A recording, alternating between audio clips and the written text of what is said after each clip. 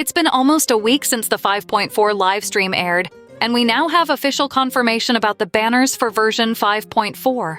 Honestly, the lineup isn't very exciting. The big question is, are these banners worth spending your wishes on? And if so, which characters truly deserve your investment? In today's video, we'll take a closer look at the upcoming version's banners, as well as its release date. I know many of you are trying to get Arlecchino or Clorinde, or maybe even planning to pull for Furina or Wriothesley in version 5.4. If you're running low on Primogems, or want some extra ones for constellations or signature weapons, let me tell you about Loot Bar. It's a website where you can buy Genesis Crystal Packs at great prices, with discounts of up to 23% compared to in-game prices. The process is super simple. Pick the pack you want, choose your server, and enter your UID. Then, just wait a few minutes, and the crystals will show up in your account. That's it. You save money and get what you need quickly. Loot Bar doesn't just support Genshin Impact, it also offers top-ups for other popular games like Honkai Star Rail, Zenless Zone Zero, and Wuthering Waves. Loot Bar is completely reliable, with over 20,000 positive reviews. Plus, if you sign up using the link in the description or pinned comment, you'll also get an additional coupon with an 8% discount for new users, which can be combined with all other discounts. But before we talk about the banners, I want to include my usual disclaimer. Everything I'll say here comes from an unbiased perspective, with no favoritism toward any character. Always remember that Genshin Impact is a PvE game, meaning you don't need to pull for characters just because they're extremely strong. Play with the characters you enjoy. You'll still be able to clear all the game's content. It's better to have fun with characters you like than to feel frustrated using ones you don't. Let's get straight to the point. Considering the rumors about potential future releases, the only must-have character in version 5.4 is Furina. If you don't already have her, this is your best chance to get her or some of her constellations. The other characters are underwhelming by comparison. The new character, Mizuki, might even be less useful than Sigewinne. Her combat mechanics are unimpressive, and she'll be added to the standard banner in version 5.5, which likely explains why she's so mediocre. Before diving into Mizuki's details, let's briefly discuss Wriothesley and Furina. Now, starting with Wriothesley, is he worth pulling for? The short answer is probably not. If you're a fan of his design or story, you might consider him, but as a competitive DPS option at C0, he falls short. His performance improves significantly at C1, but even then, stronger DPS characters outshine him. If you're looking for a top-tier DPS at C0, Wriothesley isn't the best choice for your resources.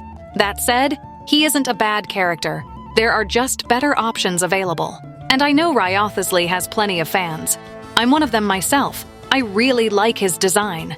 So if you're like me and love Wriothesley for his aesthetics or lore, it's always worth pulling for a character you genuinely enjoy. As for Sigewinne, she doesn't bring much value to your account either. While she does offer healing capabilities, they're overshadowed by her lack of utility in other areas.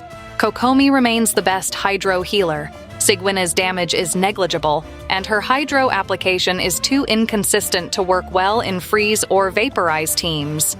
There's no compelling reason to prioritize her over other characters. Now let's talk about Furina. She is undoubtedly one of the strongest characters in the current meta. Paired with the right healer, she fits seamlessly into almost any team composition. Her kit provides a massive damage boost to the entire party while dealing significant off-field Hydro damage and applying the element quickly. Whether in Vaporize, Freeze, Hyperbloom, or Taser teams, Furina shines as a versatile and powerful unit. Additionally, future updates will likely expand her potential even further. If you don't already have Furina in your collection, this banner is your best opportunity to get her. Finally, let's discuss Mizuki. Unless you're absolutely in love with her design or concept as a character, it's better to skip spending your wishes on her. Not only is she slated to join the standard banner in the future, but her performance also leaves much to be desired. Marketed as an on-field Anemo DPS with healing abilities, her mechanics feel disjointed. She scales with elemental mastery, but can't use normal attacks while active. This severely limits her synergy with popular supports like Yellen or Xingqiu. Moreover, Since she'll be added to the standard banner starting in version 5.5, she might show up in one of your future 50-50 pulls anyway. Your wishes would be better spent on upcoming banners. In summary, Furina is the standout highlight of version 5.4 and is essential if you don't already have her or want to improve her constellations.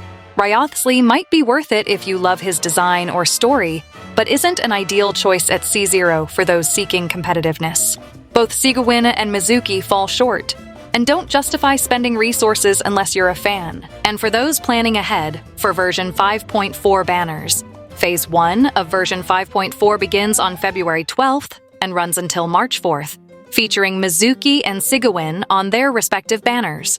Phase 2 starts immediately after on March 4th and lasts until March 25th, and we will have Furina and Wriothesley as rerun banners. That's it for today's video.